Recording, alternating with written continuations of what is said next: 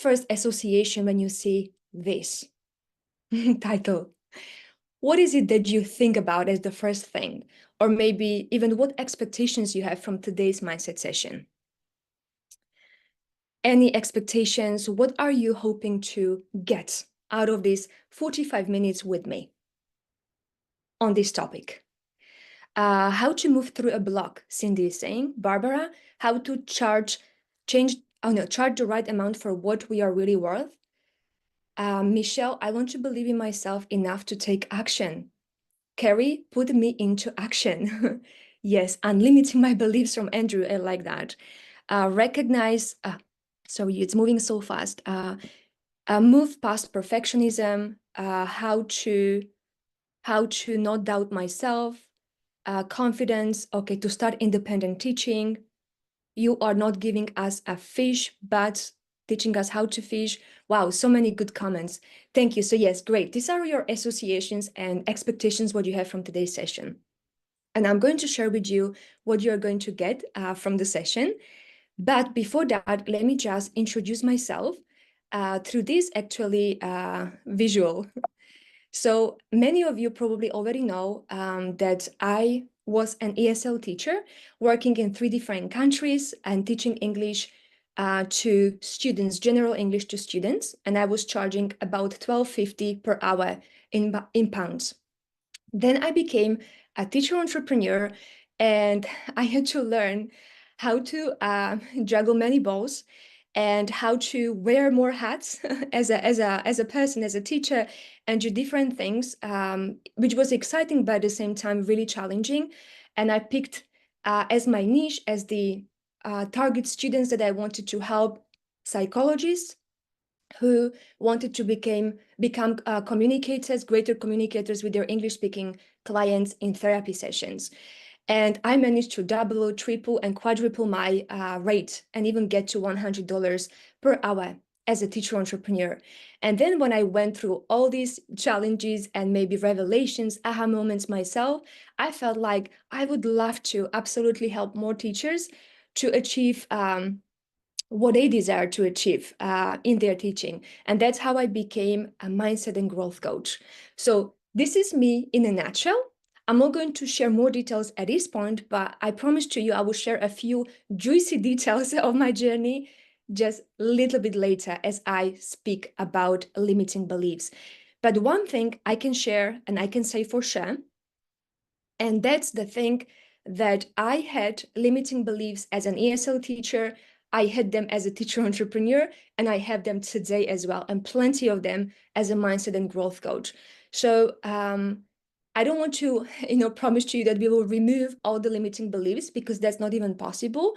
And to be honest, new level, new devil. So at every stage of your life, when you're going to grow as a teacher, there will be new limiting beliefs because as we are desiring to achieve something else more, we are going to have more limiting beliefs and things that are going to stop us, or at least trying to stop us from taking action and getting what we want. So what you are going to get from today's mindset session, or what you will do, you will open up to new possibilities. So there may be some of you who may not be even aware that it's possible to charge more than what you are charging. For example, that was me when I was charging $12.50 per hour. I didn't even know you can charge more than 20 pounds per hour. Like I never heard of a teacher charging more than that. So I wasn't aware. Well, I want to hear from those of you who feel like maybe you are not aware that you can charge more. Just write in the chat box, not aware, or write the comment, not aware. Then there can be second category of people who already know that it's possible to have more possibilities and to charge more, but they think they can't. So I know it's possible, but I don't think I can. So that was me, for example, when I already quit my full-time job as a teacher, ESL teacher, and I joined a teacher entrepreneur network, which was a community of different teacher entrepreneurs. And there I saw teachers who were charging more than me. They were charging 30, 40, 50, 60, 70, and even some of them 100. And then I saw like, oh my goodness, so it is possible. Where did I live before? Why didn't I know about this? And so I knew it was possible, but I thought, well, they can, but I can't. So who thinks here that, okay, it's possible, but I can't? Okay, to see some comments. Teresa, I don't think I have the skills, expertise to charge $100 per hour. Peter, aware but Spanish market doesn't want to pay more than 25 euros per hour. Thank you for sharing that. Michelle is saying, me, it's possible, but I can't. I was there, Michelle. I was there, so I understand. Stephanie, my problem is where to find students who can pay 70 and plus per hour. So Stephanie is already speaking about the third type of people who know it's possible, people who think I can, but I don't know how. And that was as well me when I joined then when I started reading the electronic book written by James about the steps, how you can become a teacher entrepreneur. And just by reading the ebook and shifting some of my limiting beliefs, I was able to triple my hourly rate. But it was just one off. So that third category is that I want to learn how to do it consistently and how to do it, which is a mixture of strategy and mindset.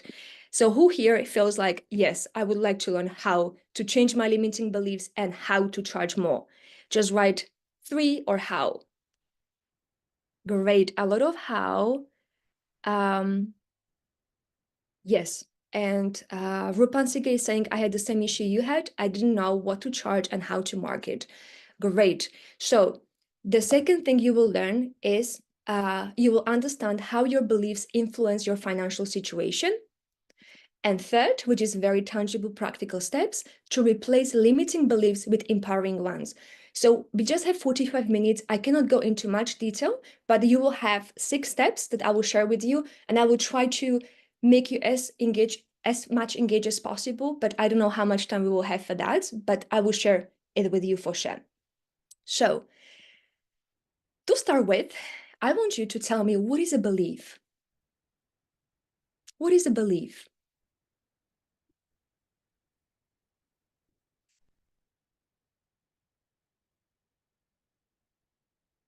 Okay, and Margaret is saying, I can do teach, but wonder how one person could possibly pay really high rates. Okay.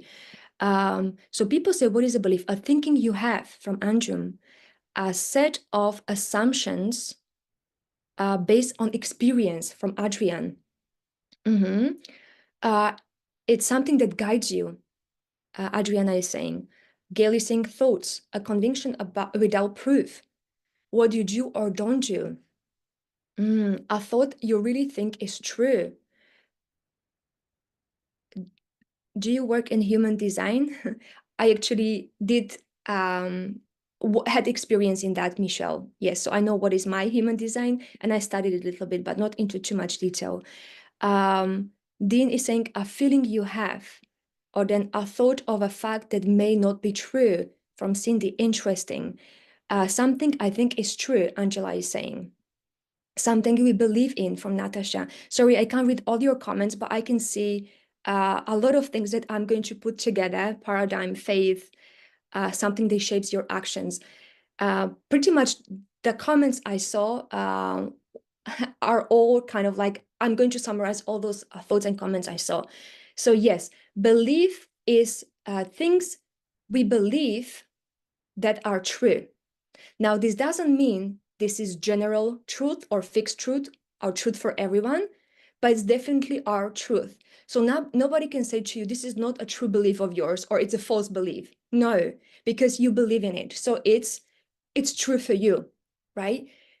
The question is it a beneficial belief or detrimental belief to your progress or growth that you want to make?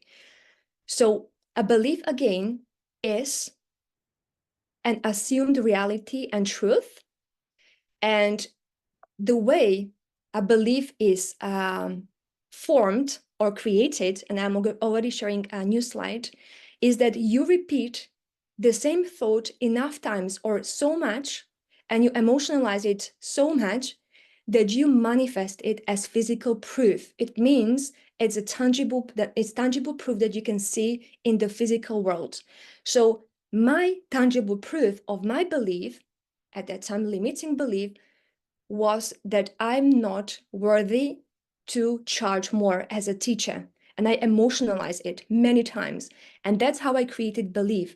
And that was manifested in the physical world through the results I was getting, which was getting £12.50 per hour.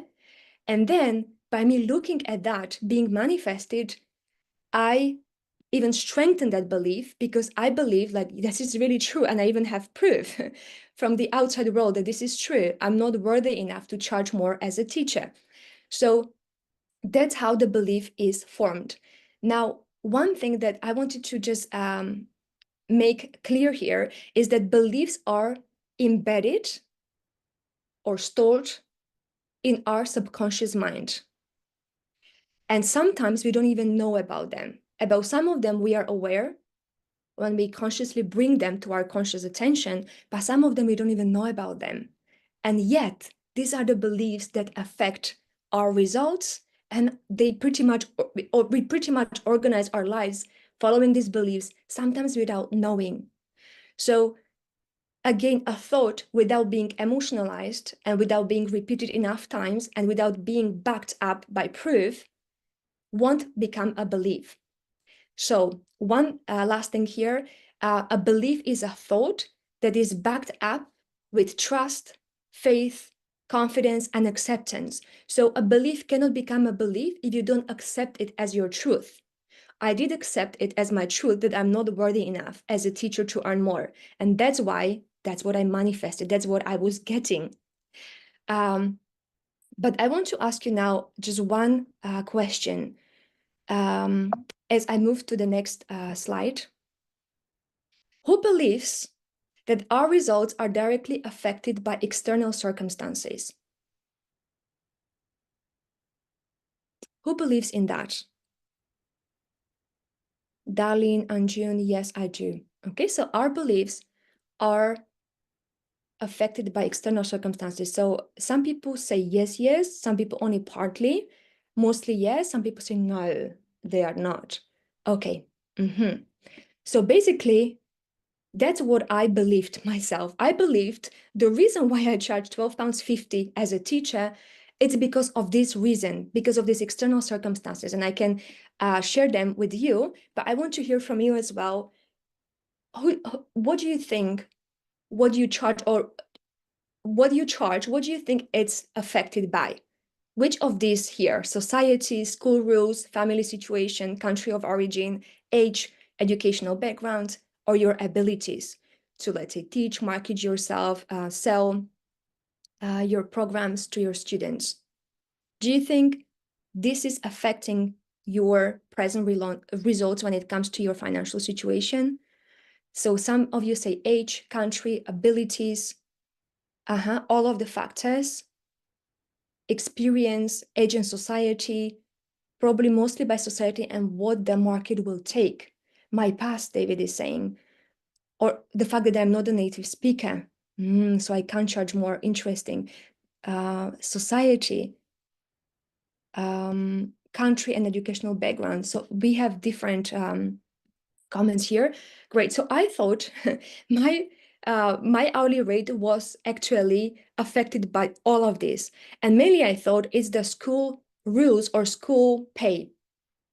Like people there were just charging £12.50, and some of them were charging £13.50 or £14.50. That was it. And I thought it's dictated by school. Then I thought, actually, no, it's also affected by country of origin. And because I was not a native English speaker, I thought that is the reason as well. Age was another one. I was maybe 27 when I started teaching, and I felt like maybe I'm too young.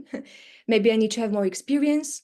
Also, educational background. So before I started, or when I started teaching for the first time, I had no qualification, and I thought that's definitely that's the reason.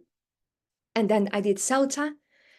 Those of you who know CELTA, and I didn't charge much more. I just charged maybe £1 or £2 more per hour. And then I thought it must be because I don't have Delta, which is another higher qualification after CELTA. So I thought it must be that. So yes, I definitely believed in all of this, for sure. And I can see, yes, some of you too. So one thing that I understood only later is that all of this is actually fixed mindset. So our present results, our hourly rate doesn't depend on this, or it's not directly affected by any of this. Now, I'm not saying this doesn't influence us. It does. And I am walking proof of that, because I was charging that little because I believed this was all influencing me, and it was influencing me. But one thing I haven't realized, and I will share it with you, but before that, I just want to make one comment, is that this is exactly how the vicious circle is created. So you think certain thoughts, which you actually don't even filter. Whatever people around you or situation you see and hear, what's happening around you in terms of financial situation and how teachers are paid, you think those thoughts and you don't filter them, but those thoughts enter your subconscious mind. And I think I shared it in the previous example, that your subconscious mind is responsible for 95% of what your results are. And it's your subconscious mind when your beliefs are. But if you don't filter those thoughts, then whatever thoughts the society is giving you, they just enter the subconscious mind, and then you act on them, and then you get the results, and again and again. However, do you know what is the opposite of fixed mindset? What is the opposite of fixed mindset? What is it?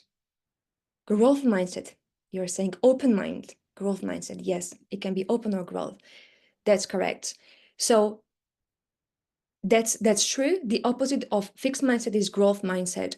And the growth mindset doesn't depend on circumstances and is not thinking outside in, whatever is happening outside, and I internalize it, but it's inside out thinking, which means you think from possibilities, from what is possible. And this is how you create your thoughts, thinking about what is possible. You emotionalize those thoughts, and this is how you act on them. And this is how you get present results. And then, of course, this strengthens your beliefs. And it takes some time, but these present results depend on what beliefs you have. So as you can see in this slide, 95% of our results are affected or depends, or the root of these results is the beliefs we have, the truth we have about ourselves, about the world around us, and about people around us, and our everything that is happening around us.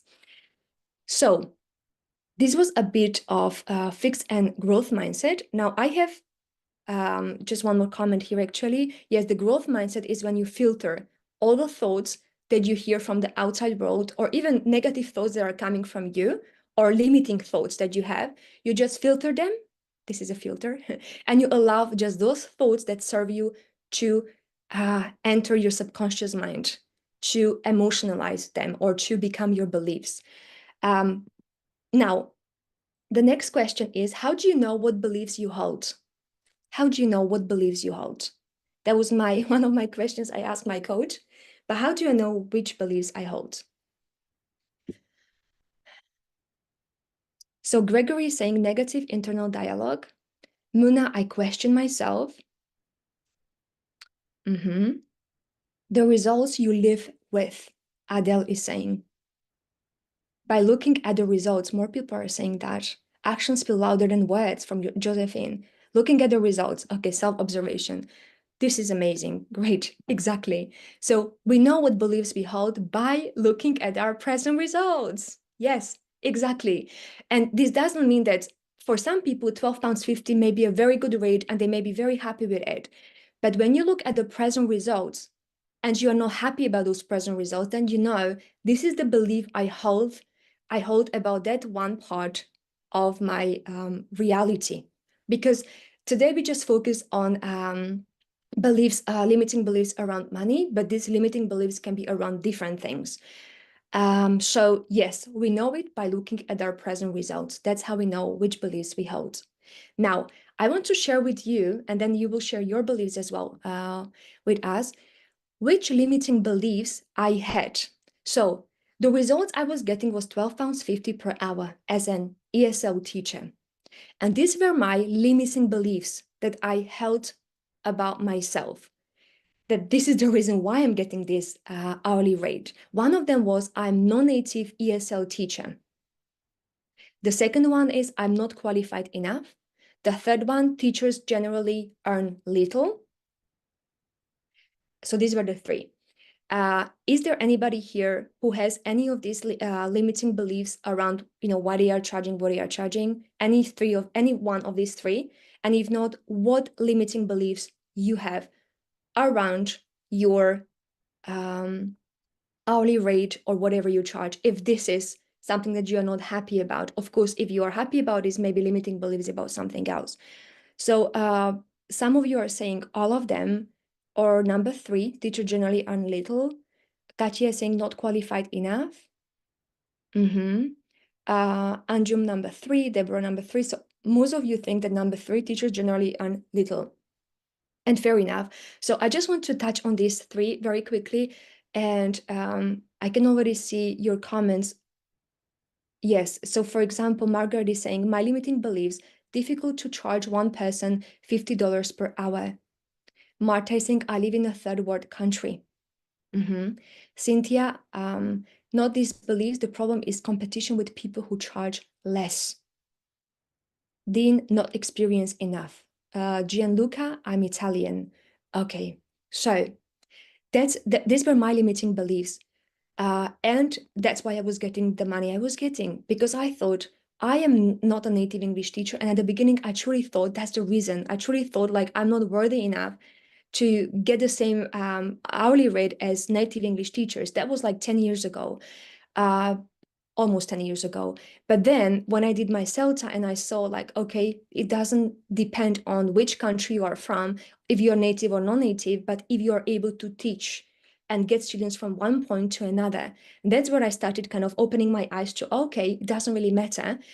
But I still had a lot of circumstances from the outside where they were showing me otherwise. And because I still truly didn't believe that I'm worthy enough as a non-native English teacher, I didn't really question those circumstances. So very often I was rejected by schools, by some schools, language schools, because they just wanted somebody who held British passport and who was a native speaker. Or very often, like once it happened actually, that I wanted to be on the YouTube video to promote a language school I was working in. And the school director said to me, you can't do it, Steffi, because if potential new students see that you are a non-native English teacher and with your accent, they may be discouraged to want to work with us. And they didn't allow me to record that video. So I was getting more and more of this proof that was kind of confirming that limiting belief and strengthening it. Not qualified enough. A few of you mentioned that as well. So that was my thinking too. Like, oh, okay, I have CELTA, but because I have CELTA, I need to have Delta. And even at school, they were saying to me like, oh, we can give you £1 or £2 more per hour if you have Delta qualification. So I thought, okay, I need to be more qualified to charge more. And the third one, yes, I think I don't need to speak much about it. Teachers generally earn little. I think we see the situation, and probably that's why all of you are here to see what possibilities there are for teachers. How can we earn more? So yes, I was looking at at my colleagues, even my friends who were teachers, and even I went to platforms. And to be honest, I even thought like £12.50 per hour is quite good, because I saw teachers charging $5 per hour, or even less, even $3, some of them. And so kind of like I didn't have a lot of proof that actually teachers can earn little more. But then all of these beliefs, I questioned, I challenged them. And I'm going to share with you the steps, how I challenged all of these.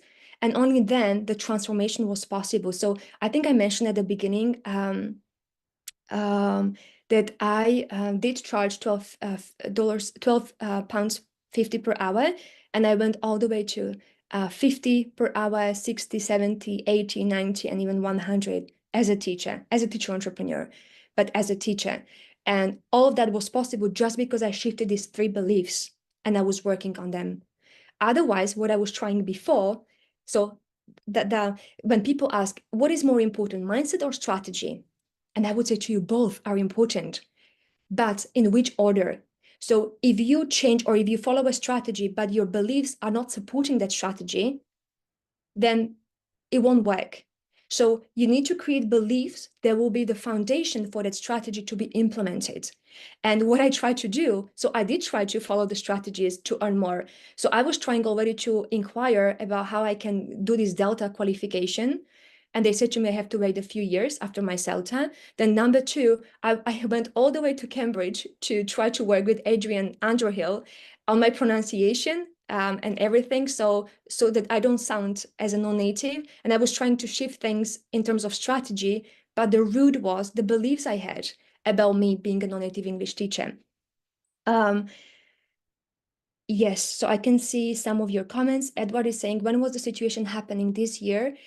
No, Edward, when I charged my first $50 per hour, I remember that was within 2 months after I joined the challenge. So that was 2020 in August when I charged my first $50 per hour. And after 18 months, approximately, it was $100 per hour. So let me just continue. Let's see how much time I have still. Okay, about 10 more minutes. Am I going too fast or too slow? I would like some feedback right now, how we are with the energy. Is it easy to follow me, to process everything I'm saying? Yes, fine, just right. Okay, speed is okay. Good, good. Because when I get excited as well, I speak fast sometimes. So I want to make sure we are going the right pace. Okay, good. Thank you so much for this. So my next question, what are your limiting beliefs? And I know you already shared that. If you want to share again some of your beliefs, those of you who didn't share, or even if you want to write it again, because we are going to work on one limiting belief today. And when I say limiting beliefs, let's focus on limiting beliefs that are preventing you from charging more as a teacher. If you feel like I'm super happy with what I charge, that's okay. But maybe there are some other results you're not happy about. So you can work, similarly through this exercise with those beliefs. But yes.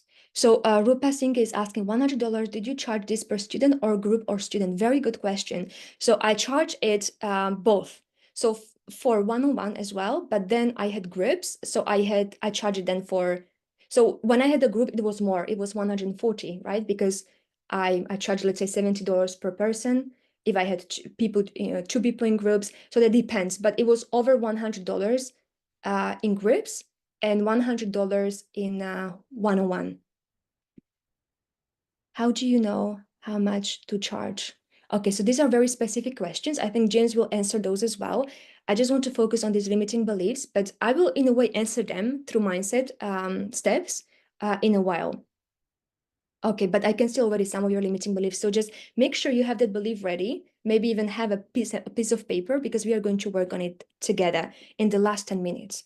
So how to challenge your limiting beliefs.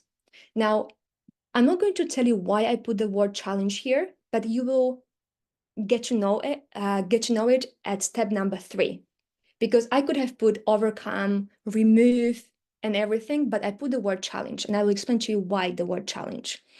So, number 1, everybody, become aware of your beliefs by looking at your present results. So again, we already mentioned that. You know what your beliefs are when you look at your present results. This is the very first step. Maybe we'll make it faster. We will mainly focus on the second step. But basically, if you do it like even in your own time, you look at your results and let's say one angle of that reality you are living, let's say what you are charging. And then you look at all the beliefs you hold about this reality. Now, some of those beliefs may be productive already. They may be helping you to achieve what you want to achieve and to continue. However, some of the beliefs may not be productive, and that's how you will separate them. And the second step, and this is where we are going to start together now, identify the limiting belief that impacts you the most. So for me, it was, I am a non-native English teacher. Out of these 3, that was the most personal to me and the most kind of limiting me. what it would be for you. If you want to write it down, I'd be happy to see it. If you don't want to write it down in the chat, just do it for yourself on a piece of paper. Josephine is saying, I don't like marketing. So so this is a very good point, Josephine. So we won't be able to go into detail right now, but some of the beliefs are just kind of like surface beliefs, but not really the root core belief. And this seems to be just a surface belief, and the core belief may be something else. So why don't you like marketing? So the same thing is like, you know, the core belief may be, you know, I'm not worthy I'm not worth being seen by people on social media, or I don't have anything to say, kind of like I don't deserve to be heard by people. I don't know what it is. I'm not saying this about your situation, but try to find the core belief that you have, limiting belief that impacts you the most. Mine was, I'm not worthy enough to charge more as a teacher because I am a non-native English speaker. I'm not good enough. That's a very good one, Adriana. So that's the root belief. Yes. And this root belief is going to be showing up in different facets or in different faces, right? Different surface beliefs. Yes. Mercy. It would take more time to gain experience and reach that level before I can charge that much. Mercy saying that. I have imposter syndrome. Michelle is saying that. In the niche I am interested in. So that's the limiting belief. Yeah. Good. Now we've got this limiting belief. The third one is decide if it's worth challenging it. Now, why I'm saying this? Because whatever beliefs we have them for some reason, and they are not completely, I don't want to say useless, but they are serving us, they are giving us some kind of payoff. So when I was charging little because I thought I'm a non-native English teacher, I had a lot of pity from other people, and I looked at that pity from other people as like they care. They were buying me flight tickets just to see me because I didn't have enough money to buy a flight ticket. Or, you know, we had this small room in the school where we were complaining as teachers, and I felt like part of a tribe. And I felt like, okay, if I change this belief, I will kind of abandon those teachers, and I will not get maybe as much people caring about me because now I'm doing better financially. So whatever. So you want to decide if it's worth challenging that belief. This is just one reason, but another reason is as well, this means that you want to be in control, or you want to create, you want to consciously and deliberately change it. Because if you just change it, you know, like without you even being present, you are not really in control, or you're not really a creator of this new belief. So we want to be consciously aware that, yes, I'm aware of this and I want to change this belief. So do you think the limiting belief you are holding is worth being challenged? Because again, I mentioned this one thing that I was worried that, okay, I won't be accepted by these teachers anymore. And even one of the reasons was that, okay, but if I charge more, I will have to work more, so I can't watch Netflix every day as I used to. But we need to decide, is it worth being challenged? So you are saying yes, Darlene. Okay, I can see a few more comments.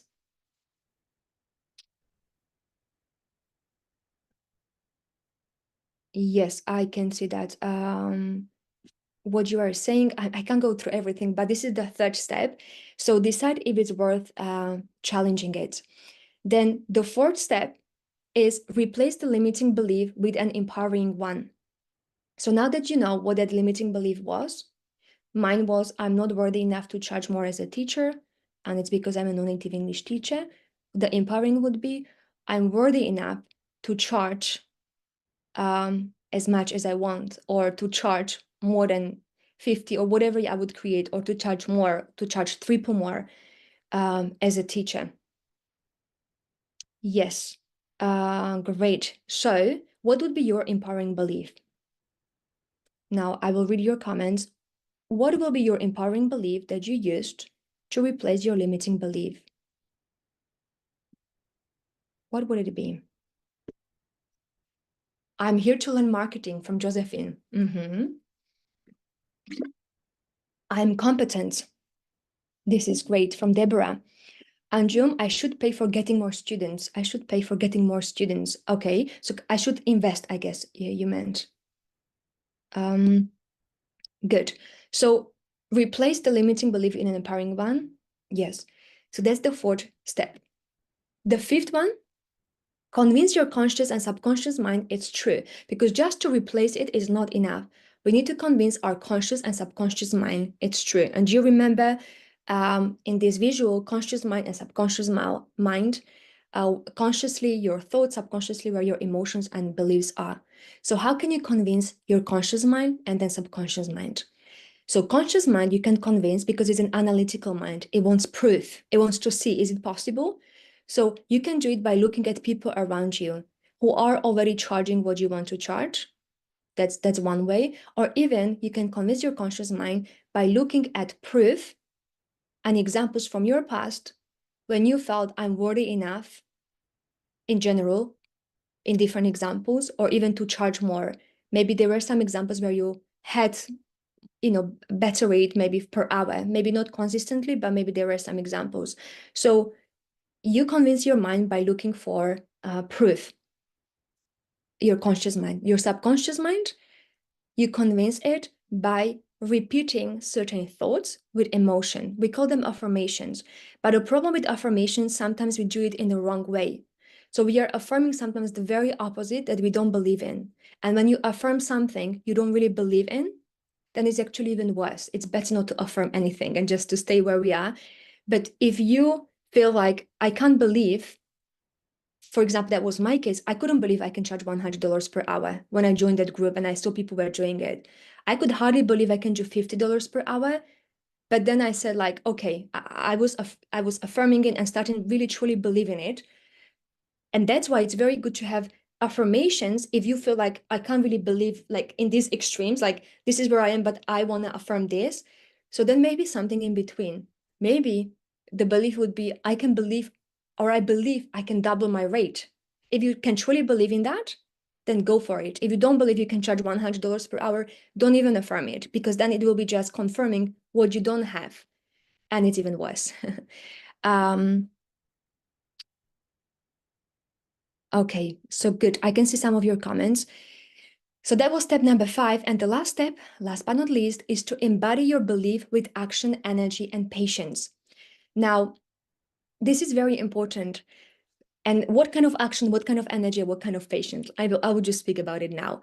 So whatever you already convince your subconscious mind about, then you need to embody it, which means you need to act that way. So it's not enough just to say, I believe I'm worthy enough to charge double more, triple more, or whatever, $50 per hour. And then it comes the strategy session, the sales session, where I try to sell my program. And then I actually don't really say to them like, oh, my program is 50, or like my sessions are $50 per hour. So then it means it's not aligned what I think, feel, and act. So whatever I think and I feel and I believe needs to be matched with my actions. So it has to be acted on. And one thing is and I was that example actually, and I sometimes am even now, I sometimes do action like random actions or maybe kind of by force, like, oh, I will do this, and that. But the best way to embody that belief is to really take inspired actions. So whatever you feel is right for you to do, of course, you follow some strategies that people share with you, and you follow them, but you don't have to follow everything that doesn't resonate with you. You are inspired to just pick certain maybe strategies or tasks that you follow. So it has to be inspired action. And when it comes to energy, that's one thing. I always thought, and actually I was told, like, you have to show up as that person that you want to become with that rate, let's say $50 per hour every day in that energy. But sometimes I just didn't feel that way. Like I just still felt in my previous mindset. And then I was told, your best energy is different on every day. So maybe today it's really great energy, but tomorrow it may be maybe 1 out of 10. But still, you do your best every day to show up in the best possible energy and to intuitively listen to the next inspired action. And this is one of the hardest bits for me, even today, to show up in the best possible energy and to follow inspired action. But it's important. And the last one is patience. So this is something I am not very good with myself even today. I'm impatient very often and I want results straight away. And I even want sometimes results in a particular way to come. And that's very that's not very good, right? Because patience means you don't need to know exactly how today, all the plan. You just need to know the next inspired action, what you can do about your situation. And you don't need to know when is this going to be changed, because then we try to control it too much. So being open to showing up at my best energy in this new belief that I have, what I want to charge, and be patient because it comes in the right time. Okay, I think I'll have to finish at this point.